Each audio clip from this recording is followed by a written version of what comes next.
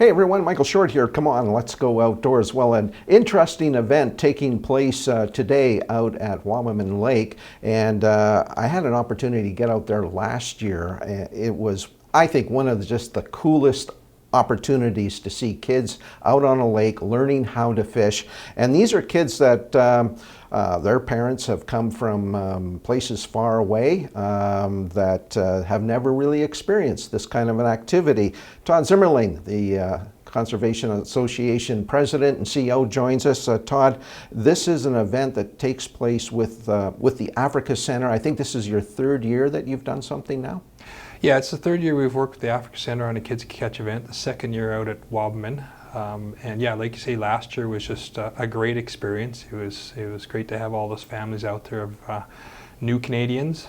And yeah, it was a great learning experience for them, but to be honest, great learning experience for us, the mentors as well, to get sort of a perspective from different cultures as to, you know, their approach to fishing and their concerns about things in the water, which was, you know, it was some stories that I really had never thought about before. Yeah. And it is so important because, I mean, literally the face of Alberta is changing. We are seeing more folks from other countries come here, and we want them to have an experience of getting out and seeing what the province can provide from a, you know, whether it be a hunting or an angling perspective.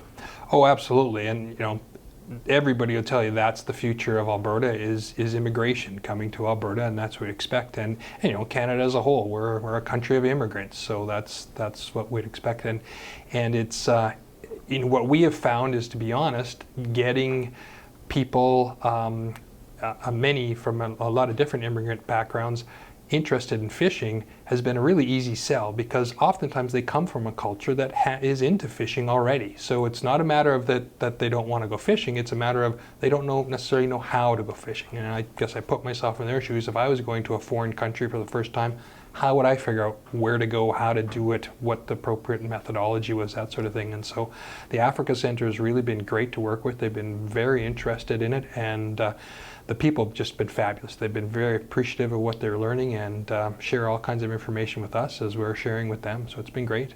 Is there any significant changes to what you learned last year that might need to be applied for this year?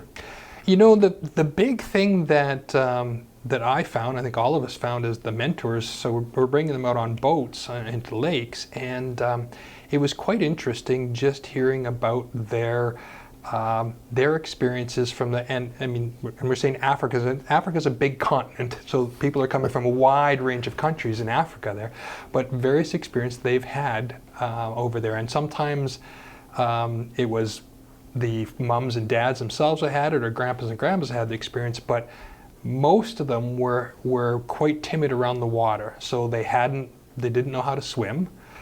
Things around, you know, concerns over falling in the water, because, and we had a number of little kids that were concerned about that because they heard stories from dad or grandpa or grandma about, you know, there's things in the water that are going to eat you if you happen to fall into the water in some of the countries in Africa. And we can all imagine, you know, the alligators or I guess it'd be crocodiles or snakes or hippopotamus or whatever. To be with people who actually have experienced that and have grown up with a little bit of that fear about it was quite interesting. So just talking to them about what is on our lakes, what you really have to worry about in our lake. If you fall in, it's not that big a deal at Wabamun. There's nothing that's going to harm you in Wabamun unless you're drinking a little bit too much of the algae, but that would be your only concern, really. And I guess the other big component to this is that these kids and adults, if they choose to fish, are able to bring some fish home. You've got special licenses, tags that Fish and Wildlife have allowed you to pick up. Yeah, the government of Alberta has been really supportive. So last year they provided us with the walleye tags, the undersubscribed Class C tags that, yeah, if one of the kids or adults who had a license was interested in bringing a fish home, then they could do that. We've got that again this year.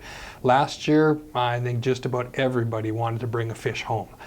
So it was great. And again, you know, it was the same thing you'd expect if you were in a foreign country catching a fish you'd never caught before. Questions around, okay, how do I clean it? how should it be cooked, that sort of thing. So it was just a great teaching experience, and giving them all kinds of resources they go to look at as cleaning it and eating it, how it would normally be cooked. I heard a couple of parents were pretty smart about it. They said, okay, we're bringing this over to Grandma's house and she can clean it. So that seemed to me like a pretty good idea. Clearly Grandma had done it before. So yeah, it's really great. And like I say, the government has been really supportive of the program and helping us out with those licenses.